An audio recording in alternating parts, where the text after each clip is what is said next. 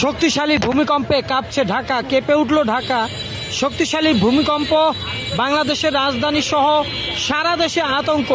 ঢাকায় আজ শুক্রবার 21শে নভেম্বর শক্তিশালী একটি ভূমিকম্প হয়েছে এবং রাজধানী ঢাকা সহ দেশের বিভিন্ন অঞ্চলে সকাল 10:38 থেকে 10:40 পর্যন্ত এরকম ভূমিকম্প হয়েছে। অনেকে বলছে ছুটির দিন হয়, অনেকে আতঙ্কিত হয়ে বাসাবাড়ি অফিস থেকে কিন্তু দ্রুত রাস্তায় নেমে আসে এবং অনেকে আতঙ্কে ছুটোছুটি করে এবং সকাল 10:38 হওয়া এই ভূমিকম্পে কেঁপে উঠে বাংলাদেশ।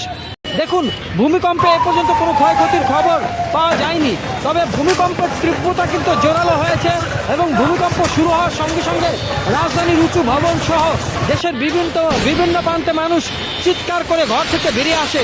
কিছু কিছু এলাকায় বহুতল ভবনের দেওয়াল বা পলেস্তরায় ফাটল দেখা গেছে বলে অনেকে প্রাথমিকভাবে বলছে।